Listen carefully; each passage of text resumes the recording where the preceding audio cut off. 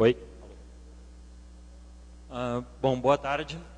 Meu nome é Eduardo Todd, da Universidade Federal do Paraná, do Centro de Computação Científica e Software Livre, C3SL.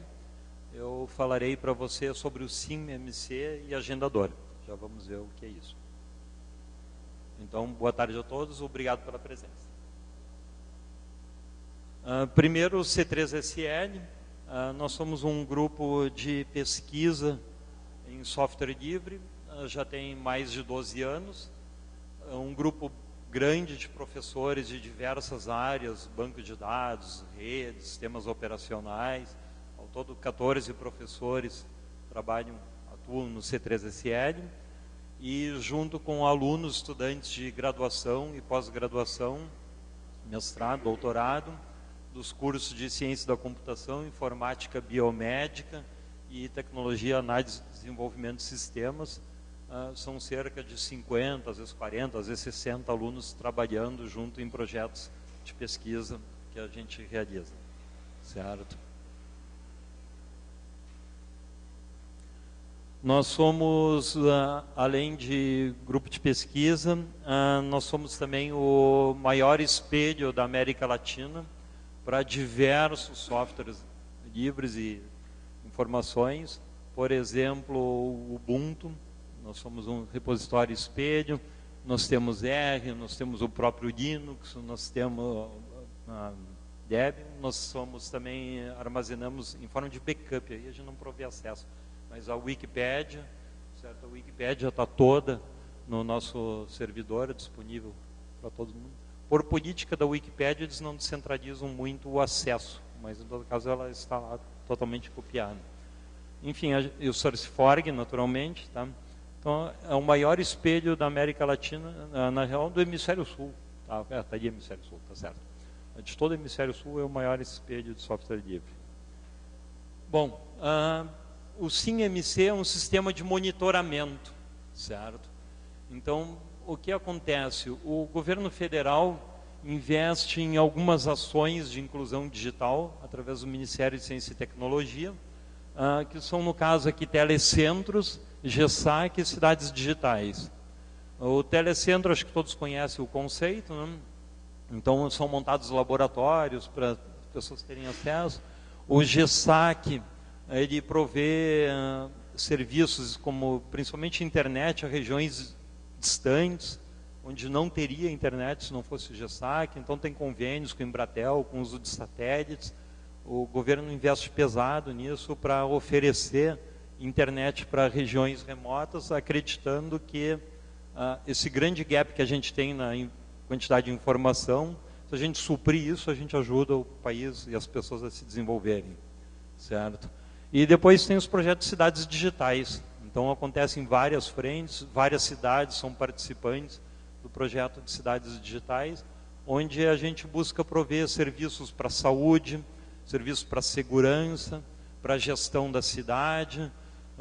Então, vários serviços informatizados, anel de internet de alta velocidade em volta da cidade, para hospitais. É muito bacana, é bem amplo o conceito de cidades digitais.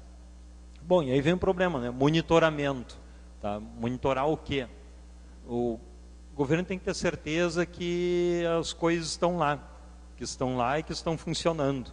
Porque senão só paga, e como é que vai saber se está sendo implementado ou não, né? Então, por exemplo, a gente controla 7.765 pontos, estão aqui mostrados nos mapas, com mais de 2.300 municípios, certo? Esses são os pontos que a gente está monitorando, dessas 3 unidades. Tá? Já vou falar o que a gente faz lá.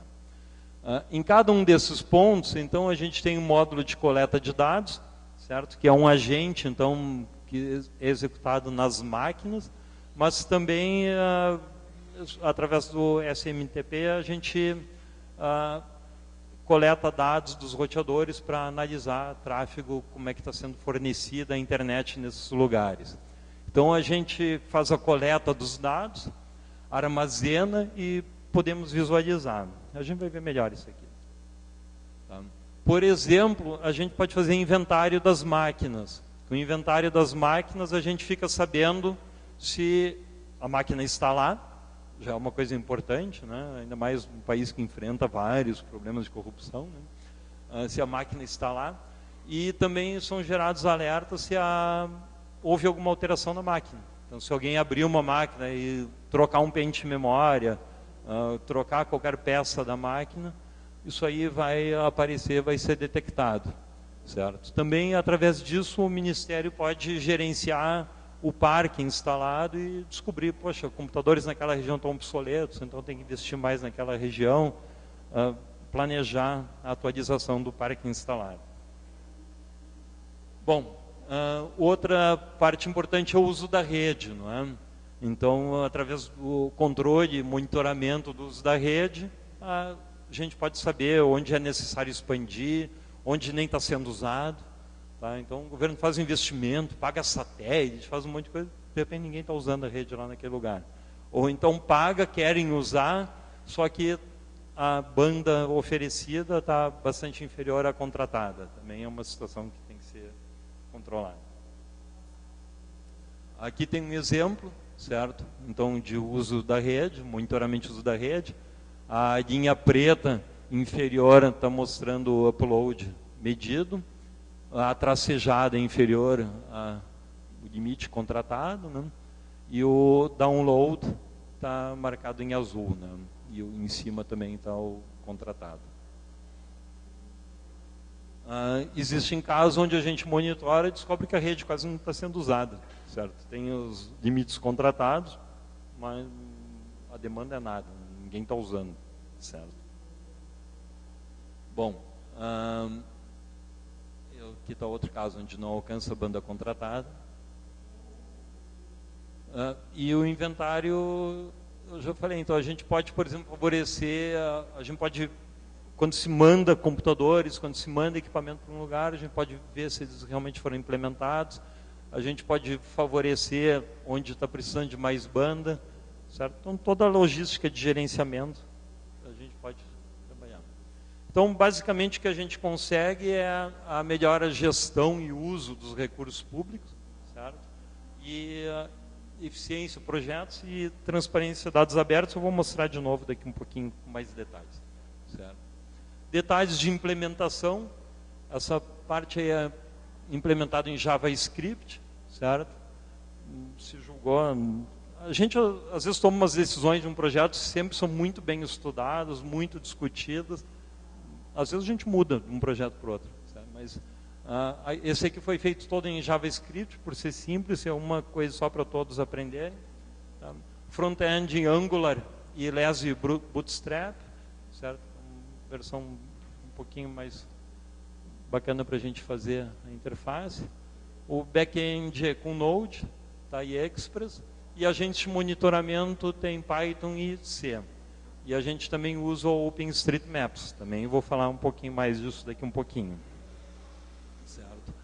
A arquitetura do SIM-MC, a gente interage com telecentros, então, com GSAC, que é esse provimento de internet e serviços a locais remotos, né, geralmente via satélite, em Bratel, e cidades digitais. Certo? Então, para cada um tem um sistema de coleta diferente, tá? Com web, com SNMP e com R-Sync. Tá? Todos se comunicam com o sistema de armazenamento no C3SL e que depois a gente provê uma interface de visualização do que está acontecendo. Certo? Então, aqui está um pouco mais aberto, né? No meio está o banco de dados que a gente tem, certo? E a gente tem o gateway GSAC para fazer. Isso é uma VPN para a Embratel, para fazer comunicação com o GSAC. Tá? Então, o GSAC monitora, está fazendo R-Sync, pegando dados do GSAC. Cidades digitais, certo? E, então, por portal, para a gente poder visualizar as informações. Certo? Bom, aqui tem uma explicação do que tem ali, mas, enfim, é o VPN com a Embratel, o agente GSAC, o servidor de R-Sync para monitorar. Tá? O banco de dados em PostgreSQL, já vou falar de novo disso. Bom, essa parte aqui acho que não é tão importante, mas enfim, as máquinas lá eram Xeon com 3 GHz, 16 GB de RAM para o banco de dados, tá? E monitoramento, demais máquinas, acho que aqui já entrou em muito detalhe. Tá. O agente GSAC, então, tem o gateway conectado com o Embratel, tem um túnel entre o nosso servidor e o roteador da Embratel, certo? Com isso que a gente ganha acesso à rede GSAC. A outra configuração, cidades digitais, a gente pode ter a cidade digital com o ponto central de acesso, disso se chama PES, ponto de enlace e acesso, não é mais um termo de cidades digitais, mas enfim, através dele que é feito todo o acesso às cidades digitais, certo? E depois tem o agente de monitoramento, então a gente coleta via R-Sync e insere no banco de dados as informações. A Telecentros tem duas versões. A gente tem a versão que tem o Linux Comunicações, então que é uma variante baseado no Linux educacional, onde a gente tem o servidor telecomunicações, então que ele pode então fazer essa coleta de dados e ele que se sincroniza e manda para o banco de dados, ou pode ser sem o Linux Comunicações. Então a gente tem agentes instalados em cada máquina e os agentes que se conectam então com o SIM-MC. Bom, aqui aconteceu uma babada minha que eu copiei e colei aqueles mesmos slides, vai repetir 3 slides aqui, esse aqui vocês já viram. Uma questão importante é dados abertos. Tá? A gente trabalha muito pela transparência. Aliás, temos outros projetos que são relativos à transparência de dados. A gente até coleta dados daqueles portais abertos da transparência. Mas a informação que a gente gera são disponíveis então naquele endereço que está lá, dados abertos C3SL. E tudo que a gente coleta, a gente disponibiliza lá. Então, qualquer pessoa que quiser construir uma outra aplicação que use esses dados que a gente coleta de todos esses pontos, está lá disponível. Tá? Então, a gente está contribuindo aqui para dados abertos. A gente tem, como eu falei, o grupo não é, o objetivo principal não é desenvolver software, e sim fazer pesquisa em software. Então, a gente tem uma atuação bem intensa também na área acadêmica. Tá? Então, cada projeto desse tem pesquisa, a gente desenvolve tecnologia, a gente busca novas soluções, então a gente tem publicado em diversos congressos, alguns melhores, outros bem comum, mas a gente sempre tenta participar. Agora eu queria falar do outro ponto, que é o agendador, certo? O que é o agendador? O agendador é uma ferramenta para serviços públicos, tá? Uma ferramenta universal de agendamento de coisas. Tá? Então, eu acho que eu escrevi daqui um pouquinho, o que é isso? Faz parte do projeto Cidades Digitais, certo? Do antigo Ministério das Comunicações, né? Que e é possível agendar qualquer coisa, tá? Mas enfim, a gente agenda consultas, então consultas médicas, por exemplo, tá? Odontológicas, consultas. Atendimento ao cidadão, então eu preciso fazer uma carteira de identidade, certo? Pode ser usado o agendador, não precisa ser desenvolvido uma solução específica para isso. Tá? Quero agendar recursos físicos, até isso aí, o meu colega aqui, o Horstman, que é bolsista nosso, trabalha com a gente lá, ele comentou, o pessoal começou a usar para agendar quadra de futebol, certo? Nas prefeituras. Tá? Pode agendar qualquer coisa. Então você diz que quer o recurso, diz que datas ele pode ser usado, especifica horários, define critérios e pronto, está no ar um agendador de quadras de futebol. Então é um recurso muito grande para prefeituras, certo? A gente pode consultar as escalas disponíveis também, além de eu pedir agendamento, posso ter uma visão geral de ver tudo que é disponível de um determinado recurso, seja de consulta, atendimento ou físico. Ou quem é administrador do sistema ou secretário, nos locais, nas prefeituras, por exemplo, ou na unidade de saúde, seja onde for, tem alguém que tem a posição de secretário, assim, então ele pode ver o histórico todo de agendamento, tanto de usuário como geral, como é que foi feito, certo? E tem um reward aqui negativo, na verdade, não gosto de ver como punição, mas se o cara agendar um recurso e não comparecer ou não usar, o sistema já prevê que pode ser atribuída automaticamente uma multa para o usuário. O que é a multa? A multa é ele fica bloqueado de fazer novo agendamento por um tempo que você pode especificar. Certo? Então, pode ser isso, não é obrigado a fazer isso. Tá? Mas tem esse recurso que você pode aplicar. O back-end a gente faz com API RESTful, com o Ruby on Rails. Aqui tem uma curiosidade do Ruby on Rails. A gente tem um outro projeto, que é o portal de objetos educacionais. É um projeto bem legal que se propõe a unificar todo aquele monte de portais que o governo federal tem, o portal do professor, faz uma interface única e tem uma rede social junta, associada àquilo. Então, professores de escolas, tá, isso é algo recente que está no ar, podem submeter materiais, se cadastram, submetem materiais de aulas, coisas assim, e podem curtir material, avaliar material, seguir material de algum publicador. Então a gente junta aquela questão do portal meia chata, assim, um mecanismo de rede social para tornar mais atraente, vem com recomendação do conteúdo, vem com tudo, certo? E, bom, mas a história era a seguinte, esse pessoal estava trabalhando no desenvolvimento do portal, que se chama Plataforma Integrada Mac, certo? E eles não estavam usando o Ruby on Rails, certo? E não está aqui, ela está apresentando uma palestra sobre o projeto lá no WSL, casualmente, agora, tá? A Marcela.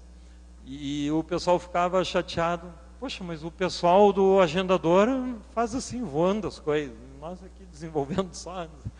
Aí a gente mudou, tá? No portal para usar Ruby on Rails também, tá? Eles começaram a produzir muito mais rápido, tá? As interfaces, a gente tem experiência muito boa com isso.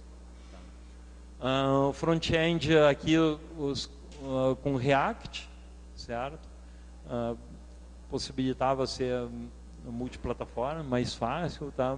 E o desenvolvimento de aplicativos Android. Então, para poder também, num aplicativo Android, você ter acesso a todas as funcionalidades do agendador, certo?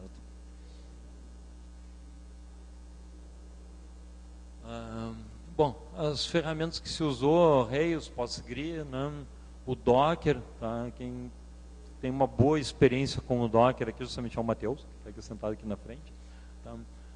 Com Android e React, né? Então, ferramentas que a gente andou usando. Tá? As versões disponíveis, então é estável, ali o agendador C3CL, isso aqui é aberto para qualquer entidade, qualquer um que quer usar pode pedir para a gente. Tá, inscrição nisso aí, qualquer prefeitura, qualquer centro de saúde quiser, pode. A gente tem o servidor, oferece o serviço, tá, então a gente incentiva e convida a usarem. Tá, e tem a versão mais nova, 6, com várias coisas novas, mas que está em homologação ainda. Bom, aqui eu trouxe um exemplo para vocês de que cara tem, foi bem estudada a interface, porque isso aqui é para qualquer cidadão entrar em.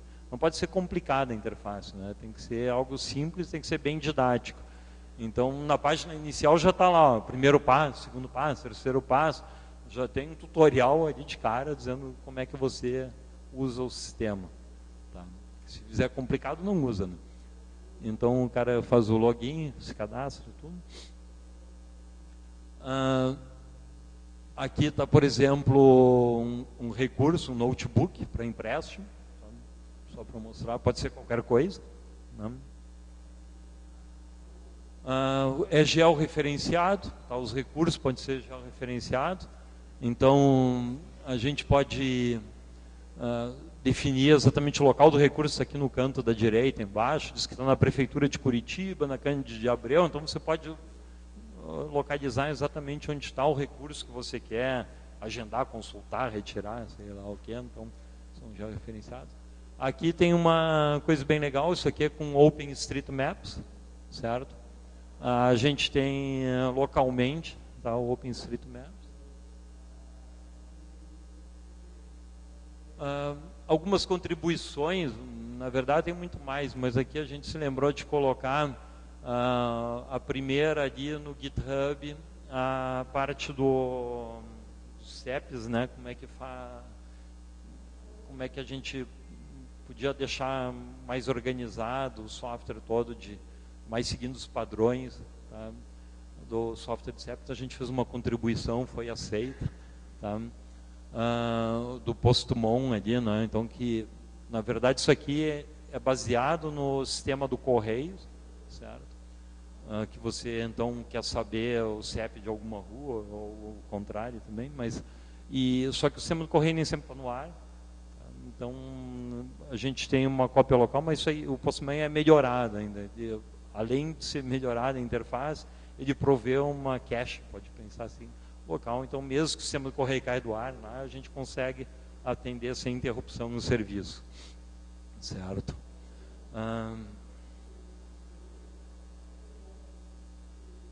Tem um fórum de discussão do agendador, bem bacana, bem ativo, porque pensa, isso aqui a gente faz para alguma prefeitura, alguma instituição adotar o agendador, certo? Então, de graça, aqui, né, a gente tem disponível um serviço muito chique, muito bacana, muito bem feito, tá, de agendamento. Só que às vezes o cara começa a usar e começa a surgir um monte de dúvidas, né? Então tem um fórum aqui de discussão. Se o cara quer instalar localmente, fazer o dele também, obviamente pode, né? Tudo que a gente faz é software livre, tá? Então tem um fórum bem ativo aqui. Aliás, vale a pena vocês conhecerem os fóruns do C3SL, tá? Tem fóruns muito bacanas em várias áreas, certo? Bom, era isso, a intenção era dar uma visão para vocês do SIM-MC, do monitoramento. A gente acredita que é uma bela contribuição para controle de recursos públicos, certo? E escalável, portável, um monte de coisa assim. E o agendador, uma ferramenta legal para... Foi pensando em prefeituras, tá? Mas pode ser usado em qualquer instância, certo? Então, era isso que eu tinha a contar para vocês no momento. Se alguém tiver alguma pergunta, e agradeço muito a presença de vocês aqui.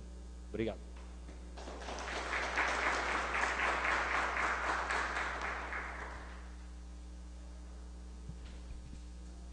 Oi. Eu vou lhe passar o microfone para sair no som. Alô?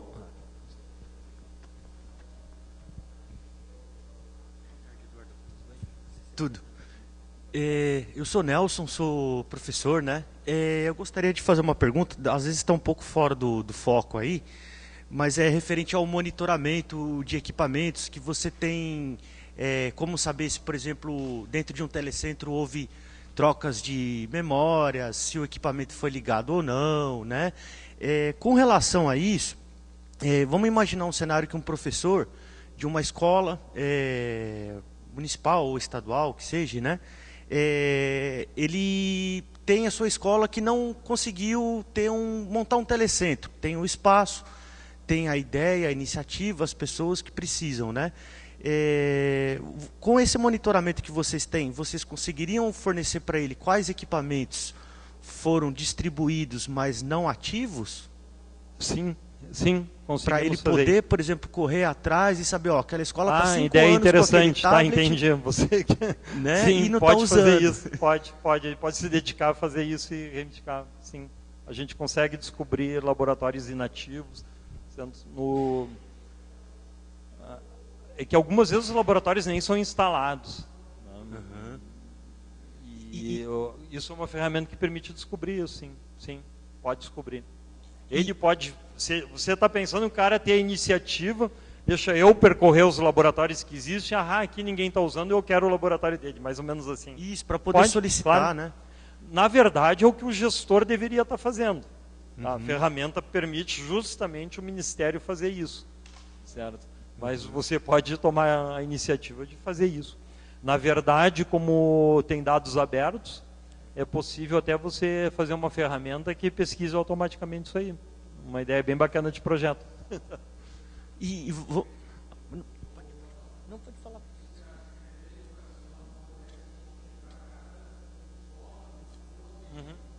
Sim. Isso. Tem, é isso. dentro do esquema desses projetos de Telecentro e Gestac, cidades digitais, né? Mas a gente já teve, no momento ficou inativo isso, mas vai voltar a ser ativo. É todo um outro ramo de máquinas, o Linux educacional provê esse serviço também. Aí sim pega todas as escolas mesmo. Tá? Então, o Linux educacional participar de um esquema como esse.